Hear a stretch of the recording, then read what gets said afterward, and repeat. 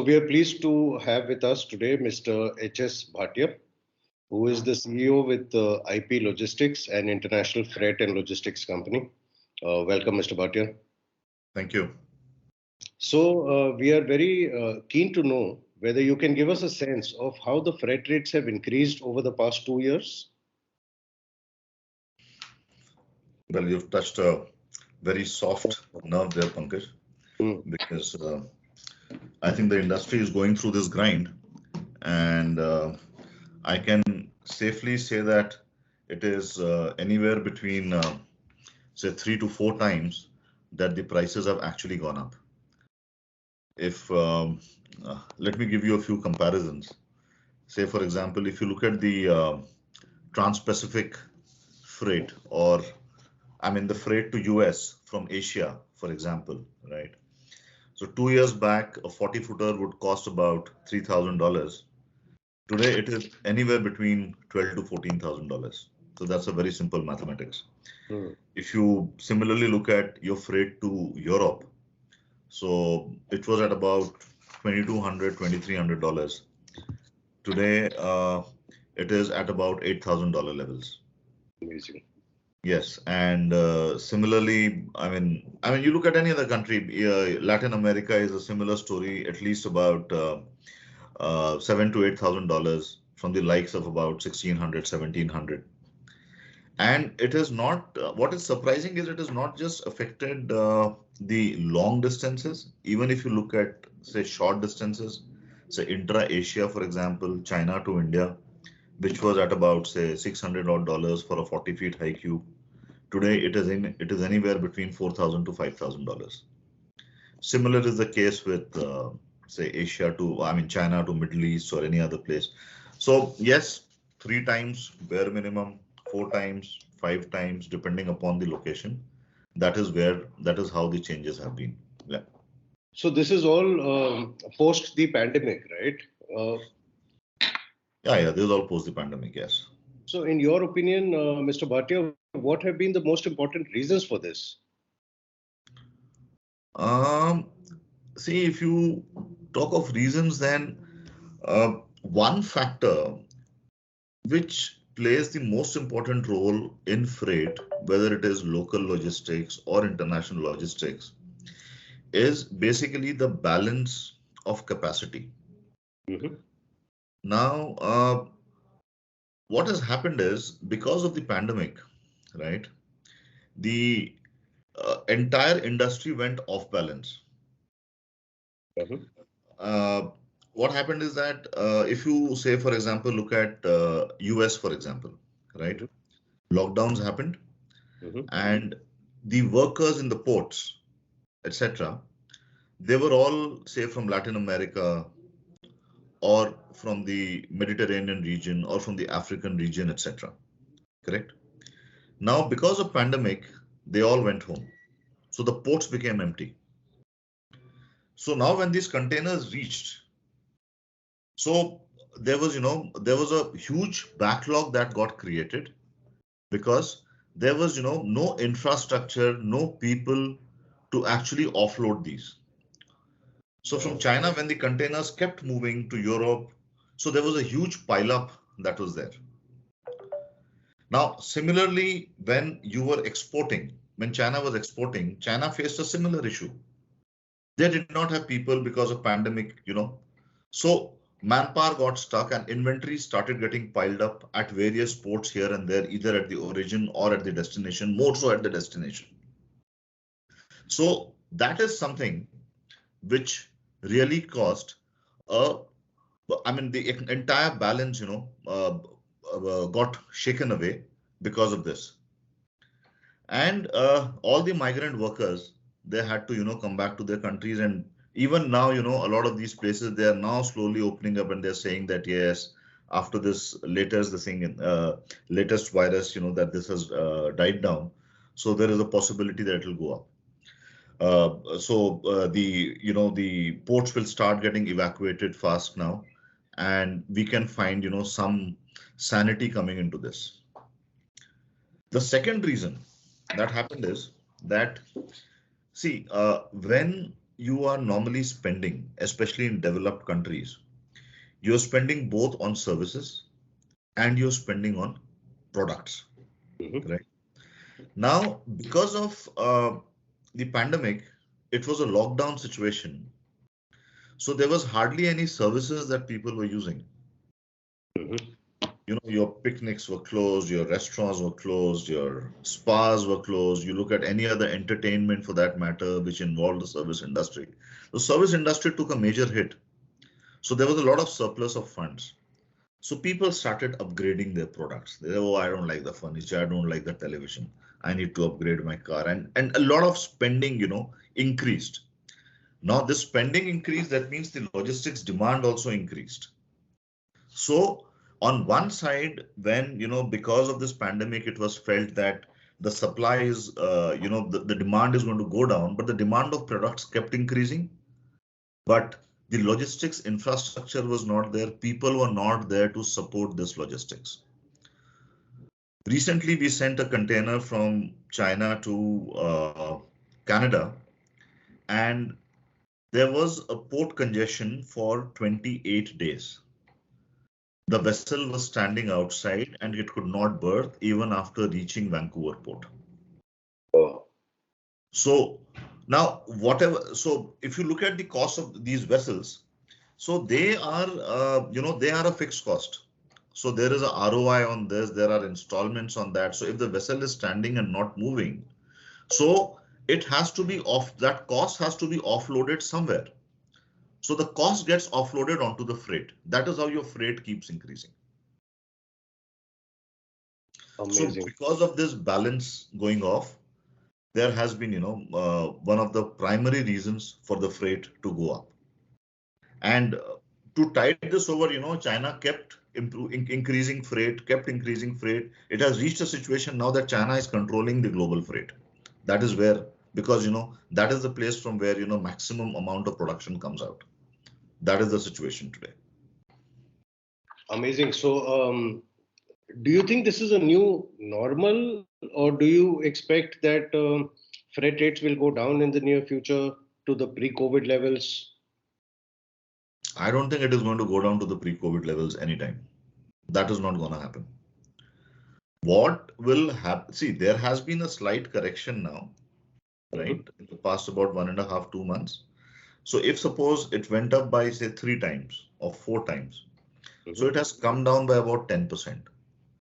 So if suppose there was something, you know, which was at about say $3,000 and it became about say $14,000. So from $14,000, it has come down by about say $1,500, correct? But then it is still at about 12,500. And I really do not know, I do not think that, you know, that this is going to come down. Besides, what is also happening is that, you know, there is also some emission norms that are coming in. There are some IMO regulations which are there to control emissions. So because of that, there would be a lot of, you know, refurbishments that have to be done to the vessels, and there are some scrubbers that are going to be installed. And each vessel, it is going to each vessel, it is going to cost about say $2 million to, you know, to put these scrubbers on these vessels. So that is going to, you know, further impact in the near run. And so I don't think that, you know, that even if there's a 10-15% correction, but in the near future, you know, with these norms, it might go up again. So forget about a price decrease. We are still expecting the prices to go further up as we go forward. Yes, there is a possibility that yes, it might go further up or it might remain here. But this price getting divided by 5 or getting divided by 4, that is something which is not happening. That's for sure. Amazing. So how are logistics companies coping with this? Like you said, you know, the demand for products has actually increased. So despite this freight going up, is it true that product demand is still going up?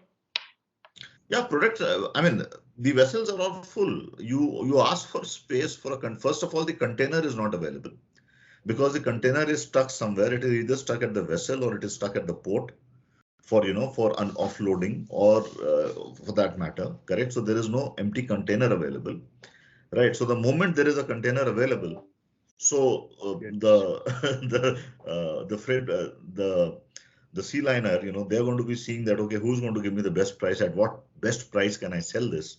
Correct. So I mean, so if you are getting, if there is somebody desperate, to send these products, then obviously, now if you look at Maersk Line, Maersk has had a threefold growth in the year 2021 of around $24 billion. Same goes for CMS CGM, who they reported a net profit of about $18 billion in the year 2021. So that is what is happening. Plus, over a period of time, all these companies have also made their own logistics companies. Like if you look at Maersk, they have Damco as their logistics company. If you look at CMS EGM, they have Siva Logistics as their logistics company. So everybody is there, same Costco, OOCL. So they have OOCL Logistics. So they have their own logistics companies also who are, booking containers and moving them. So this situation does not seem to be, coming off very soon, and it is going to remain for some time. And how does the Russia-Ukraine crisis seem to impact freight and logistics rates? Is that going to further cause a dampener?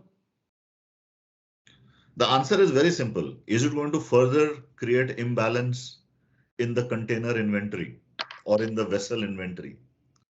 And it is, of course, going to cause, because what is happening is this Trans-Siberian Railway that was there, from where Russia pushes all its cargo into Europe. So you have that rail line, right, which goes. Now that has completely stopped.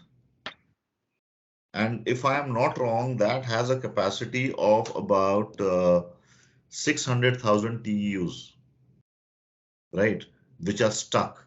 And the capacity of that is, I think, in excess of over 3 million TEUs per year or something like that.